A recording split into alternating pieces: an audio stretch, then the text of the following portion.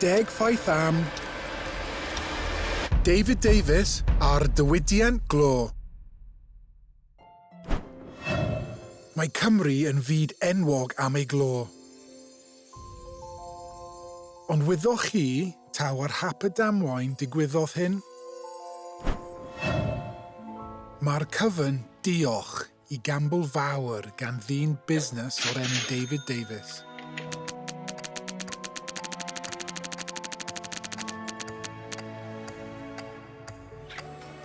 Daeth e i Gymrondda i gloddio am y diamant du, glo.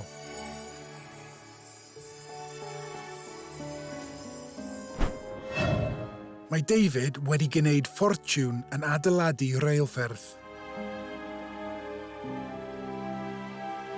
Ond, y cloddio am 15 mis, does dim sôn am lo.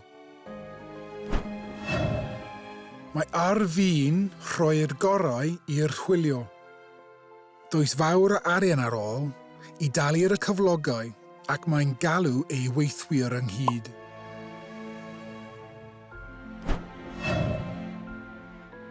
Mae David yn tynnu hanner coron o'i boced sy'n werth llai na ffint. Mae e'n dweud, dyna gyd sydd ar ôl. Ac mae un o gweithwyr yn ateb, gymrwni hwnnw hefyd. Yna mae David yn taflu ei hanner coron olaf i mewn i'r dwrf. Mae'r dynion yn cynnig gweithio'n ddidal am wythnos arall. 7 diwrnod yn union wedyn, maen nhw'n dod o hyd i'r glo gorau erioed.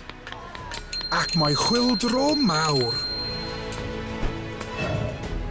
O fawn dim, mae 44 o byllau glo dyfn a ragor yn y cwm.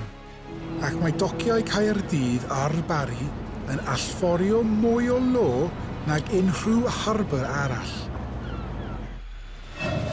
Mae poblogaeth y Rhondda yn tyfu yn gynt nac unman arall yn y byd, heblaw am Chicago ac Efrog Newydd. Glo Cymru sy'n fyd enwog bellach, y cyfan diolch i David Davies a'i gambl hanner coron.